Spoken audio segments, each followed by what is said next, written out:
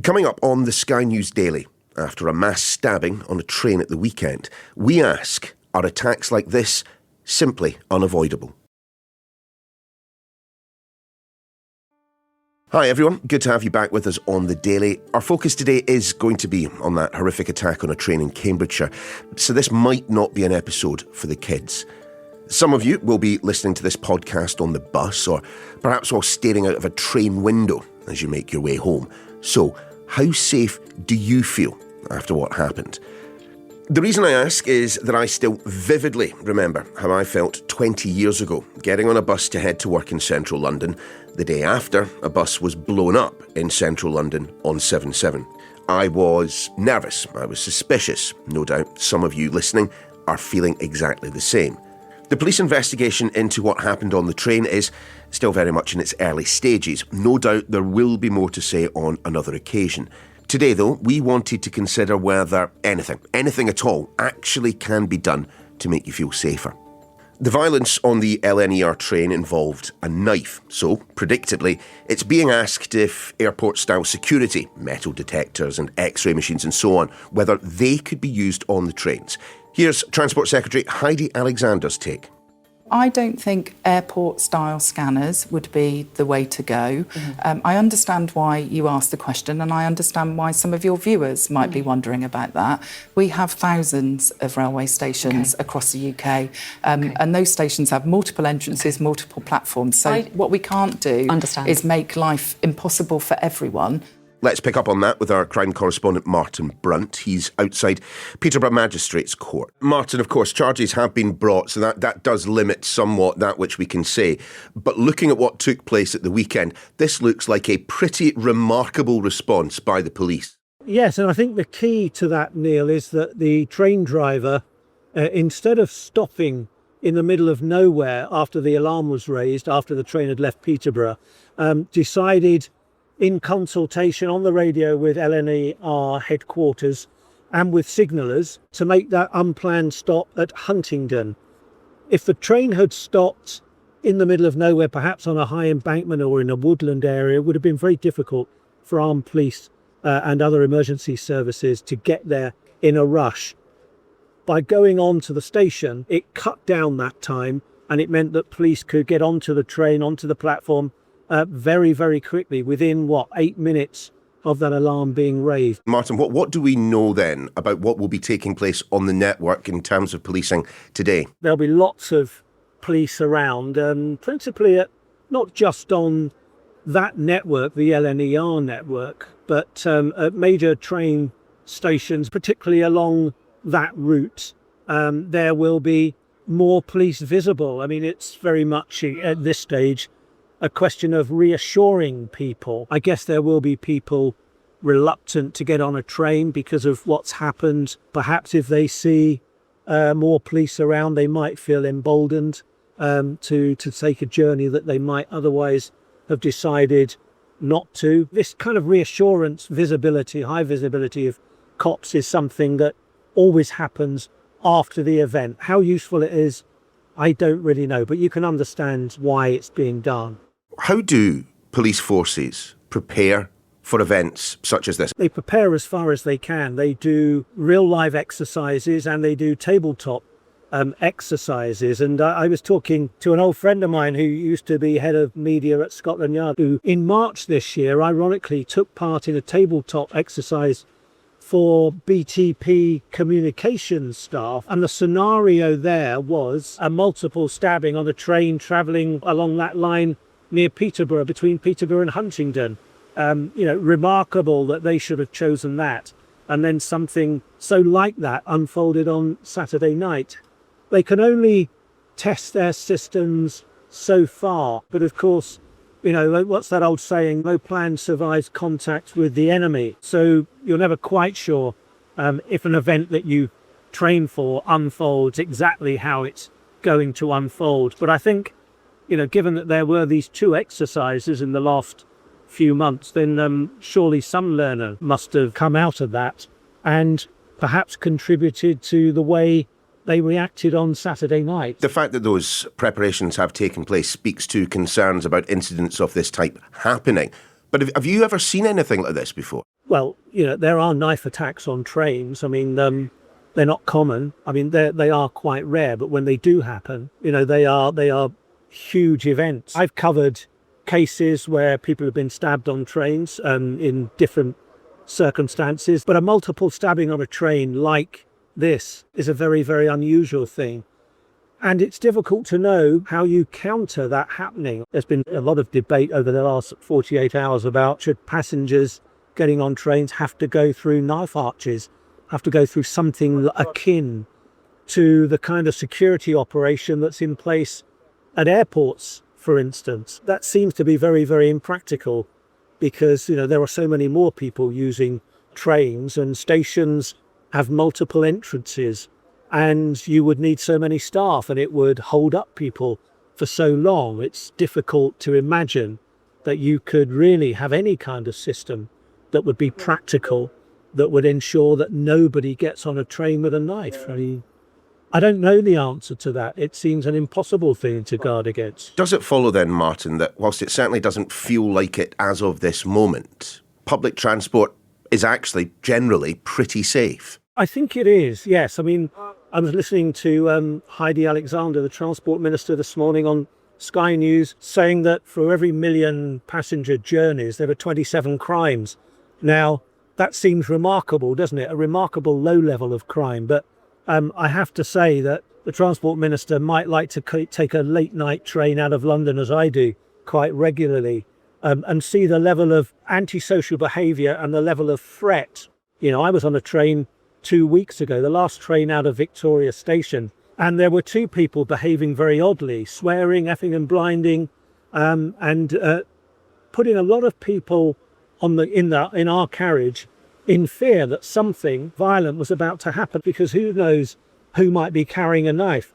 It was only the presence of a very brave off-duty Metropolitan Police officer who intervened and calmed down the situation that everybody on the carriage was able to feel a lot better. Now, that wasn't a crime, but it perhaps was coming close to it. And I think that experience of mine is replicated all over the country, where people travelling on trains and are intimidated, are put in fear in that way, even if it doesn't, as I say, turn into a crime. You talked there, Martin, about the fear that many people in this country have of someone carrying a knife being in the same vicinity as them. It's an overused phrase, but are we truly in the middle of a knife crime epidemic right now? I don't think you can look at one incident like this, horrific as it was, and say that there's an epidemic going on. I mean, the problem with knives, as we've always said, and you and I, I'm sure, have discussed this in the past, that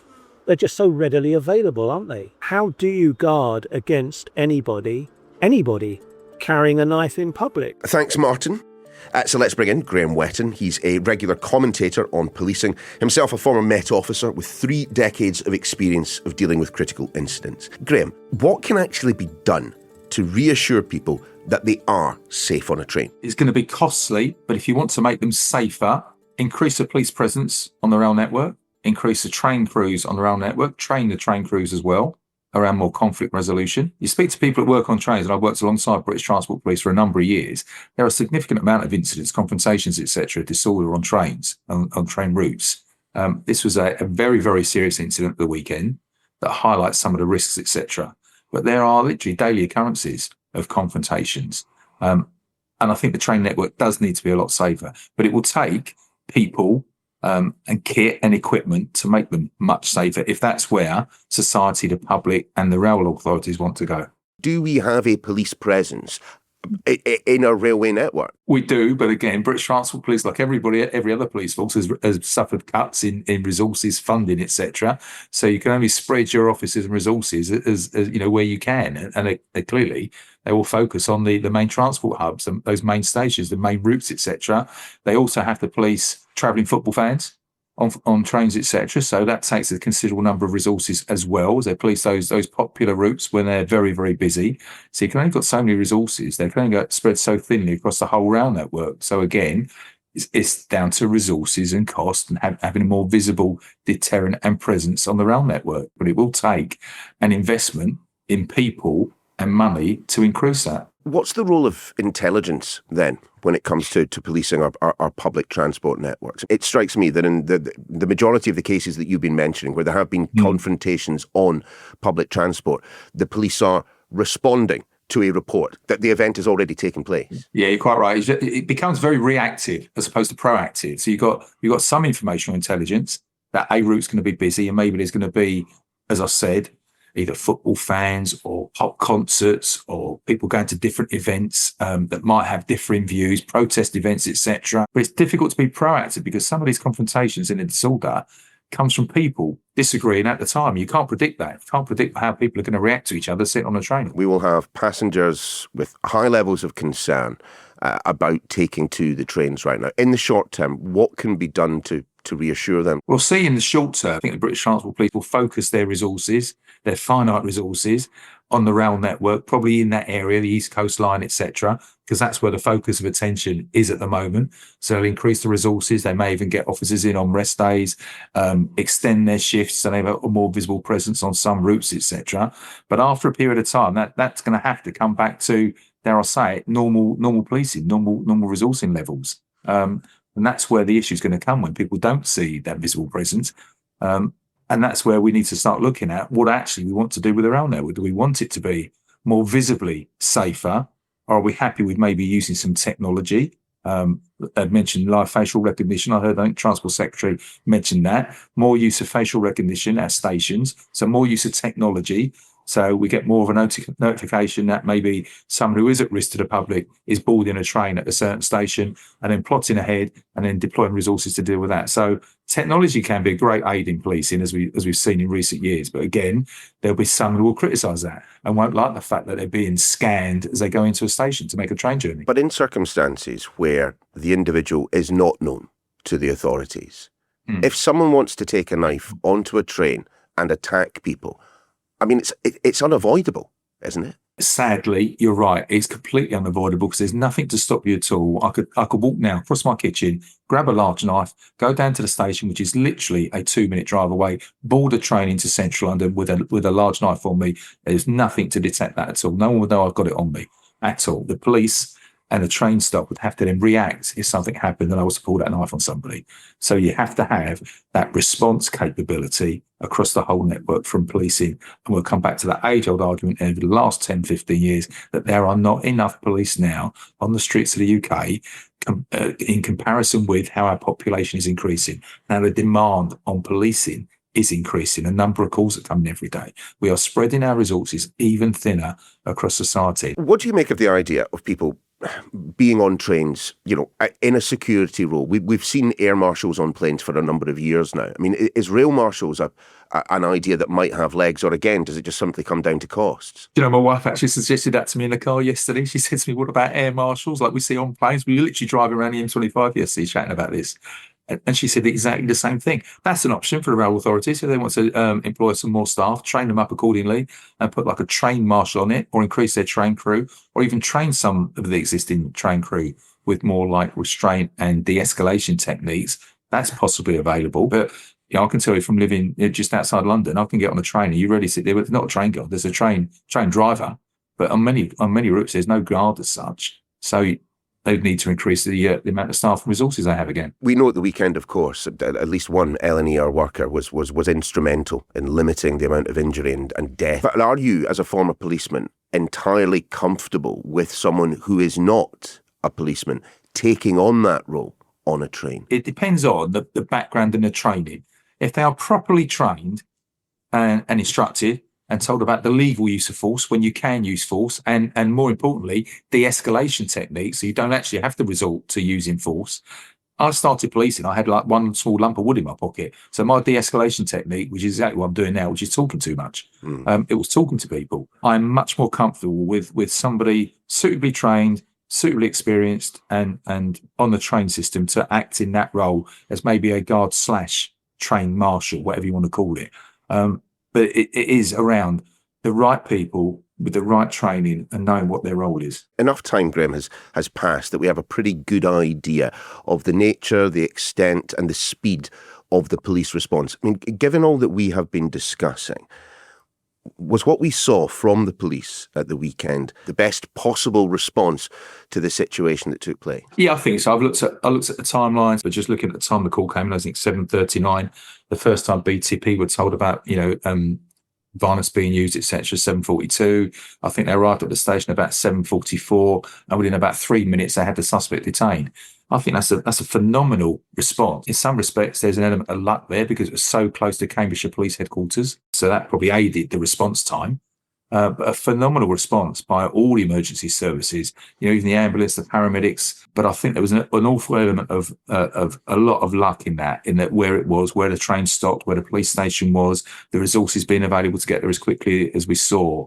We can't be lucky all the time. But a significant and fantastic response by not just the police, but colleagues in all the 999 services as well. They all did their job, and the LNER staff as well. Fantastic job by the train crew and the train driver, and diverting that train to Huntingdon. Great decision. Final question. Let's return to this issue of knife crime and the idea that there is currently an epidemic.